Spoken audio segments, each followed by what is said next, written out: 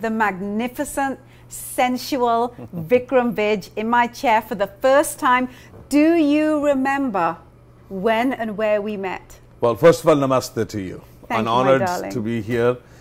We met in front of a bar where I tried to pick you up. Yes. At the end of the evening, because I was shooting Dragon's Den and I had one night off, and it was in front of North Bene, and I think we kind of flirted a little bit.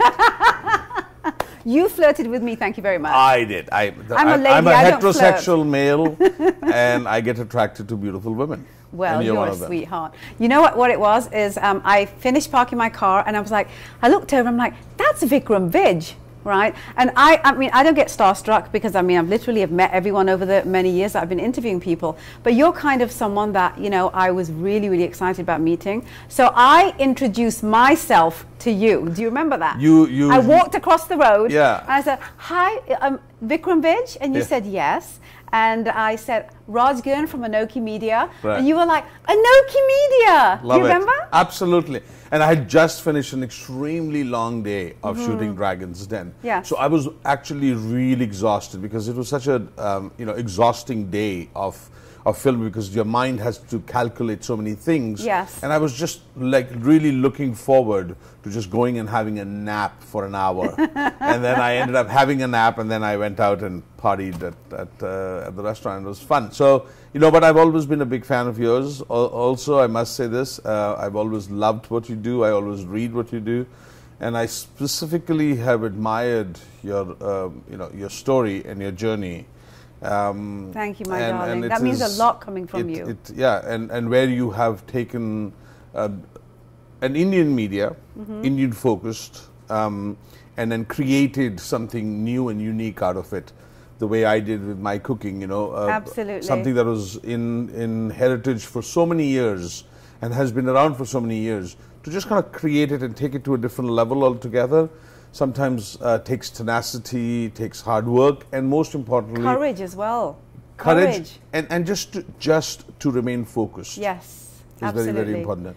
You know, there's a word in Hindi called drishti, which means the focus. Yes. And we believed in India that the women, they wore bindis because they were the third eye. They had that intelligence to look through the bindi and say, oh, yes, you know, bindi. And that's what you've done and what I've done in the past. Absolutely. What a compliment coming from you, my darling. I want to take us back to the beginning of your journey, that we know about, that we have read about. You clearly started in Europe, and it was kind of serendipitous how your journey brought you to Canada, but it was a journey that you were destined to be on. Tell me what it was about this one-way ticket that you were presented to come for this opportunity in Canada all those years ago, that you felt, this is what I want to do. Like, what was it?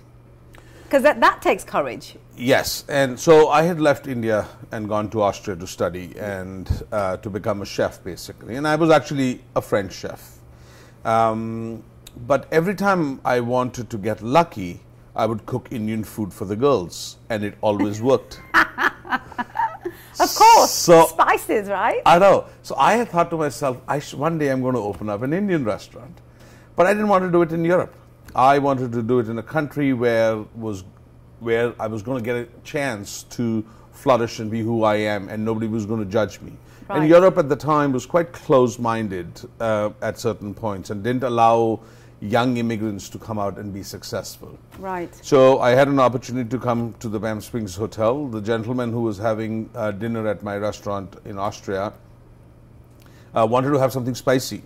I had a little garam masala in my room. I went upstairs, came down, made a little goulash soup for him with Indian spices. So it was like a beef curry I made for him. And he loved it. And he was like, you should come to Canada. And I was like, I would love to come to Canada. So I applied, and he sent me a one-way ticket and a 6-month working visa to come to Banff and work at the Palm Springs Hotel. Wow. Hence my journey started. Then when I came here, I realized I needed to bring awareness to my cuisine and my culture up.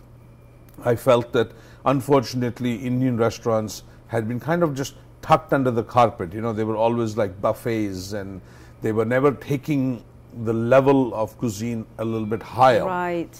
And it wasn't really about the art of Indian cuisine, correct. right? As it was the flavors.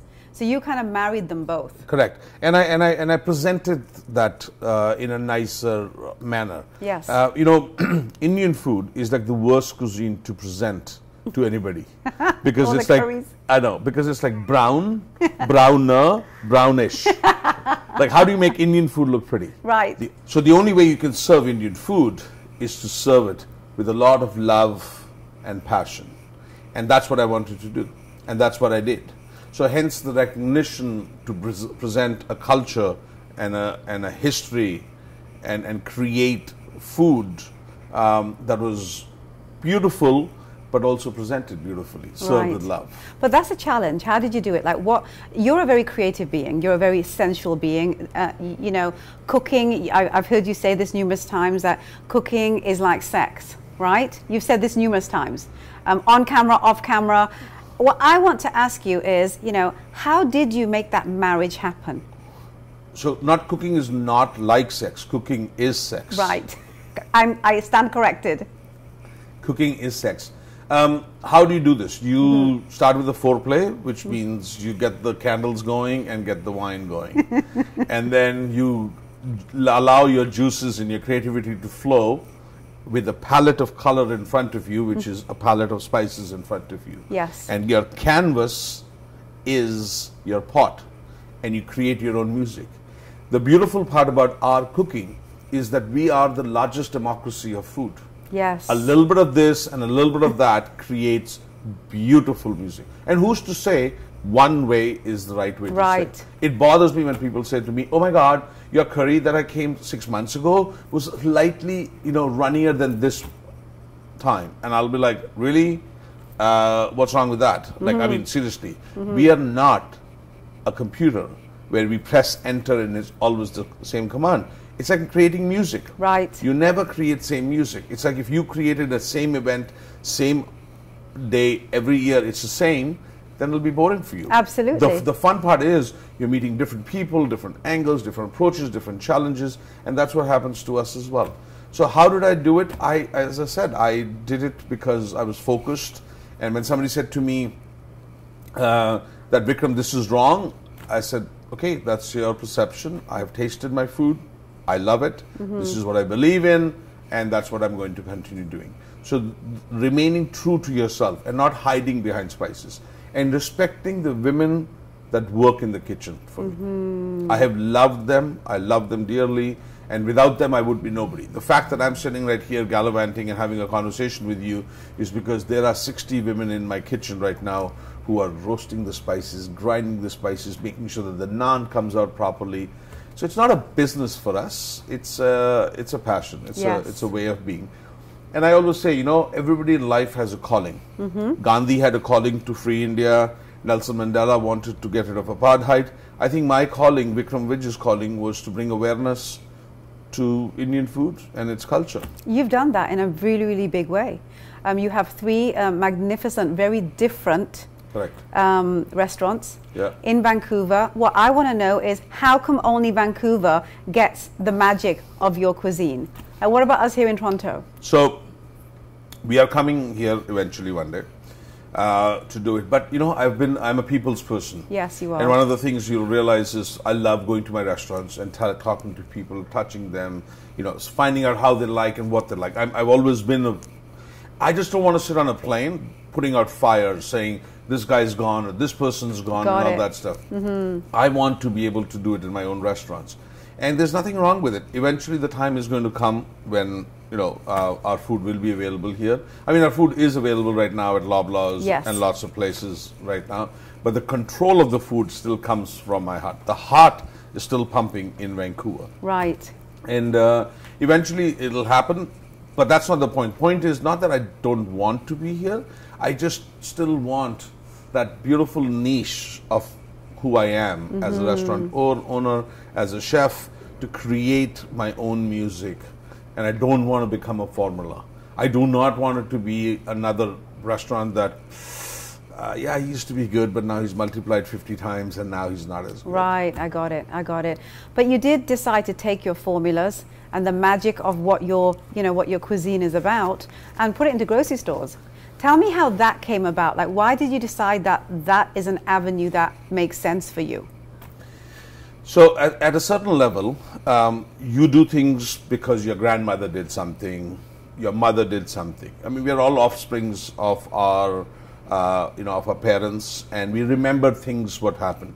So I remembered the journey that I used to take from Amritsar to Delhi and from Delhi to Bombay on a train, and my grandmother would make me a little a pouch of curries and would say, Vikram, don't eat on the stations because you're going to have a bad stomach, eat real food. And so that's what they would do for me. And so I said, why not take that concept of creating good food, put it in a bag and give it to people, rather than just making a sauce and saying, go out and buy the chicken and saute the chicken in there and just put the sauce in there. I said, that's what a lot of them do, don't they? Exactly. Yeah. And I said, no, I'm going to give you full curries that you can actually literally open up and enjoy them and enjoy the flavors of it, because I know what the dishes are meant to do. So it was an inspiration that started by my grandparents, and then I obviously took time to develop those recipes and made sure that they tasted really well. And so the idea is not so that you sit in front of a television and you eat that. The idea is to bridge that gap between Indian cooking. So if you're not of Indian descent, or you don't know what to do, or you don't have the time to chop the onions and the ginger and the garlic, I've done that for you. I've done all that stuff. You still have to make your naan, you still have to make your chapati, you still have to make your rice, but you still feel comfortable by saying, okay, Vikram Vij has made this curry for me, and it's a match made in heaven in that sense. Absolutely, absolutely. And those are the best curries because there's no preservatives added to it. So I've taken that traditional route of, like, I'm not going to add sodium bicarbonate, I'm not going to add any preservatives to it for the sake of just being faster. Yes. I've said, no. The element of cooking should never be lost. The love should never be lost. The flavor should never be lost. That's what I tried to do. Well, that's what you've done, and you've built an incredible brand. You've also been a great mentor for many people who have been going into entrepreneurship. You were, of course, a dragon on Dragon's Den. Tell me how that experience came about. I mean, did they come to you? Like, what happened there? Why did you decide that this is something you want to do at this point in your life? So first thing I'll say is I didn't create a brand. I created a reputation.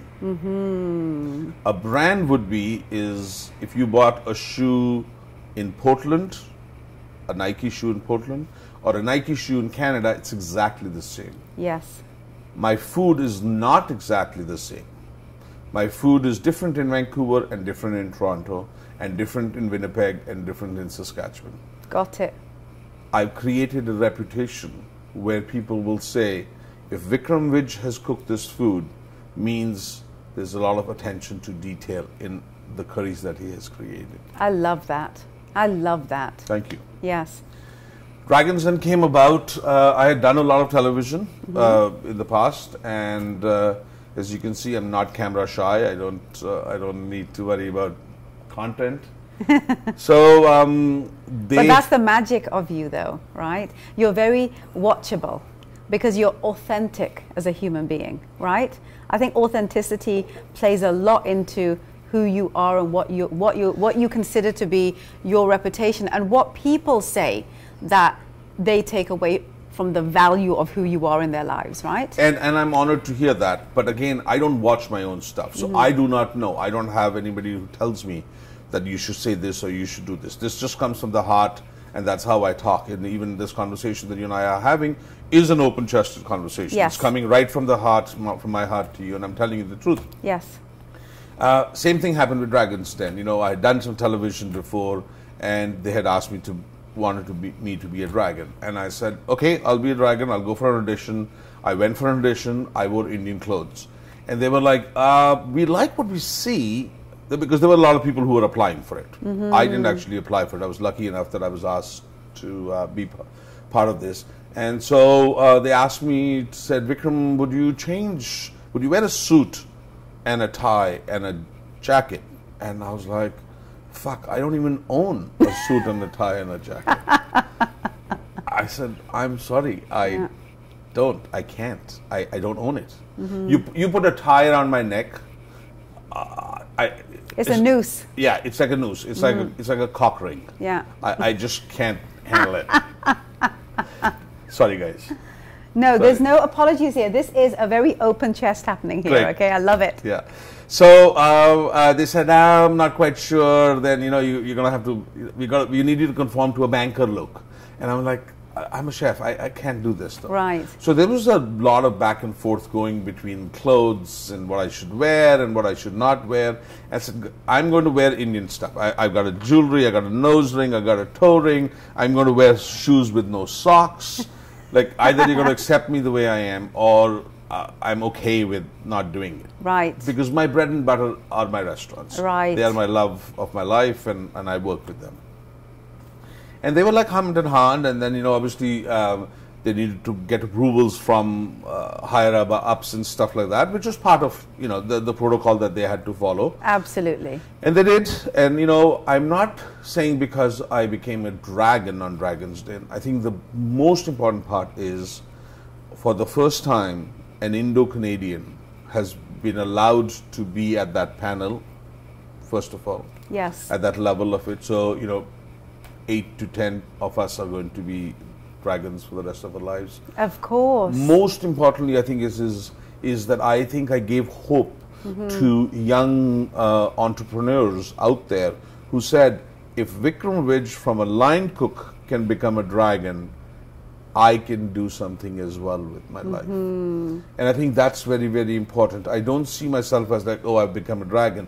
I see myself as, wow, I inspired young entrepreneurs and students and chefs and people from all walks of life. Yes. And now I get stopped on sometimes in a gas station, and I see this kid pumping gas, and he looks at me and I say, you can do it too. Just find the passion and work hard at it. Absolutely. Beatles did not become Beatles without singing 10,000 hours in the shittiest venues beforehand. Yes. And the reason why that happened is because they had to do it. So everybody has to work hard. I mean, you've been doing this for 14 years now. Yes. Correct? Yes. And you started this. This was a seed that you started, and look, it's blossomed into a beautiful event. Thank you. People talk about it all the time. People are dying. They're asking me, how can we get invited to this? I'm like, sorry, it's a high-end event. So Dragon's Den was a great journey, but I don't think that's end of it, or end of Vikram Vij. I don't think that's the pinnacle. I'm going to India to do MasterChef India now. Oh, that's incredible. That's an incredible feeling. Massive. That's huge. Yeah, yeah. That's huge. And it's interesting because India is a very interesting market, because I feel the timing now, because I remember about 10 years ago, people in India used to kind of cough down at, expatriates. People who were, like Indian but not Indian. You know the deal, right? Now I feel that who we are is very aspirational for them, and I believe it has a lot to do with the fact that the middle class in India is really, really powerful now. Do you agree with that? Totally. They're very much in touch with the globalization of culture, right? So MasterChef India is a big deal, and it is a big deal again because it is like one of their sons left India, went abroad, studied, brought attention to the cuisine, and now is coming back home as a master chef. Yes. And that alone is again inspirational for the young, for the middle class, for the people who dream to do what they want to do, whether you're a journalist, whether you are in film industry or not the film industry. So I think that next part of the journey is going to still continue until everybody in Canada realizes that my cuisine is not butter chicken and not chicken tikka masala, that there is more to Indian food than just those two dishes. Wonderful. I have to ask you, going back to India, getting invited to go back to India is quite a pivotal part of your journey, not only because it's allowing your reputation to go global, but it's also kind of like going full circle for you. It is. Right? Yeah. It's a journey. It's a coming home. Yeah. And when I go home, I'll have tears in my eyes because it'll mean so much to me that when I left at a young age, at the age of 19, and I sat on that plane for the first time, I had no vision at that time to say, am I going to come back as a successful man or as an unsuccessful man? What's going to happen to me? And I think that journey alone is pivotal to me personally. I don't think anybody should say, well, this happens to me. I think every cab driver who goes home after 5 or 6 years of having worked here feels the same nostalgia of going to their own pind, going to their own villages. Absolutely. I'm sure you feel the same way when you go back to England. Yes. Because that's where you grew up. I was born. You were born. You feel that nostalgia, even though you may never go back and live there. I'll never go back to India and live there. Indians are too fucking smart. They'll chew me apart in 1 minute. I'll be gone. Yes. But just to go there, and we are all unappointed ambassadors of that country. Yes. We've come from there. It's a role that we become role models for it. And I think that's an extremely important part. The other part, which is huge, is our PM is very proactive in making sure that there is a huge amount of Indian nationals within his government and what he's doing. And I have just come back from Ottawa from being on an independent advisory board for the Senate and to choose the next senators of this country from British Columbia, obviously. And it's such an honor to be part of it. So you're not being recognized just for what you've done in your field, but recognized for being a human being, period. And I think that alone is a great feeling of like, wow, I want to do this. Do you feel successful? That's a great question. What is success?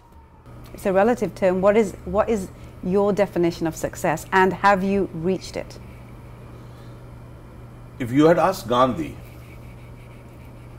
has he achieved his goals, or Nelson Mandela, they would have all said, we've come a long path and we've kept walking or kept doing things. You never fully stop and say, I'm successful. I feel that I'm successful in a sense that I am being honored by you. That's success to me. I feel that I have been a successful human being to be a mentor to a lot of young kids and make them feel that they proud. can. Yeah, they can, and then that pride of like, yeah, one of us has done this. But financial success is relative. Totally. It is totally relative. And I'll give you an example of this. 4 or 5 years ago, I was going through some personal journey issues, and we all go through those. And I took my Canadian passport and a little bit of money, and I went to India, and I became homeless for 6 or 7 days. I only lasted 4.5 days. Because it's tough to live on the streets of India. Yes. Beard, nails. It was really dirty, and it was very touching. And I used to say, why am I what am I going through? And I realized that I'm no different than anybody else. I just happened to be born to a father that could send me to Austria to become a chef. And I think that's what success is taking those moments and feeling that you did something with your own life. That is what is successful. And that you've done. And that I have done. So yes, I'm successful in those moments, but my success hasn't stopped. My long walk to bringing awareness to a cuisine and a culture hasn't stopped. And I want people to, across the nation, taste the beauties of our cuisine. And now you see Ayurveda has come back. Yoga is a huge deal.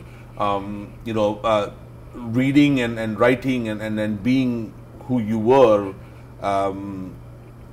has come back. That was not the right statement I meant to say. What I meant to make analogy was that all the things that we had on the Eastern culture of eating together as a family, bringing awareness, is coming back again. People are saying you should spend time with your kids. You should not eat in front of the television. All that stuff has come back, and that's success. To me, that is very, very success. That's what defines my personal success. Not the car that I drive, or not the house I live in, or none of that stuff. That's all relative to me, or the shoes that you wear. That's all relative. That can come and go like this. And I'm sure we know that there are kings who had so much money and they became paupers once upon a time. So that's irrelevant. What legacy would I be? I could be a homeless guy one day, and somebody walking by says, that homeless guy single-handedly changed the way Indian food is perceived in this country. That to me is success. I love it. And you've definitely accomplished a great deal for our community, for our culture, on a mainstream level here in Canada, in a way that actually I don't believe anyone else has when it comes to the authenticity and the creativity and the magic around the experience of Indian cuisine. Yeah, but it's not just me though. We must give the accolades where they belong. Meeru had an extremely important role to play in that. The women in my kitchen play an extremely important role in that. My hardworking staff. So yes, the vision is mine, but the execution comes from them. Absolutely. So I would never want to take credit for what's not due. I don't want to say I did it, or I did it, or I did it. I'll say we did it. Yes. As a community. And as a community, we have to agree that it's the people like you who saw what I did and gave me the platform to say, Vikram, be part of this. Or other publications that have honored us in that sense. So never should you take your success as if you did it. You should always say, we did it. I had the vision, the way you had the vision. Absolutely, I completely agree with you. There is no way I could ever do what I did, or what I do, or what I hope to do in the future if it wasn't for all the people that make the magic happen. And it's really interesting, Vikram, because what I always say is, the house that ANOKHI has been built on, those bricks are my team. I'm simply the cement. That's who I am. Exactly. Right? But you created the foundation. You created that foundation. Now that tower or that building can go sky high, but you created that foundation. And I think that's what I've done here, is I've created the foundation of Indian food. Now the young Indian chefs, the young Indian girls and boys can be proud and say, yes, our cuisine is here, look at this. And they can build on it, Absolutely. They can do fusion. They can do. They can take Indian food and create it with Chinese food, Thai food, French food. Create different kinds of flavors, because that's what cuisines are. Cuisines are like rivers. They must constantly flow. If they don't flow and they become stagnant, they are boring and they get infested. You need to be a river. A cuisine is a river. It constantly flows, and it doesn't get handled by any obstacles. It doesn't worry about it. So when a river starts on the top of the mountain, its only goal is to meet the ocean, and it meets the ocean. There could be boulders, there could be issues that come up, the problems that come up, but it never gives up. It keeps flowing till the time it meets the ocean. And I hope that, your ocean will keep getting bigger and bigger and deeper and stronger, and that the ship, this huge ship that, you think that you haven't created, that I'm telling you, you have, because people like me look at you and are wowed at what you've actually done for Indian cuisine. I hope it just keeps sailing along that beautiful ocean. What a pleasure you are. I'm honored. Honestly, so am I. And thank you so much for your time. I absolutely adore you, and I love the authenticity and passion with which you actually, sell without realizing it, the story of entrepreneurial success for all of those generations yet to come. Thank you so much, Vikram.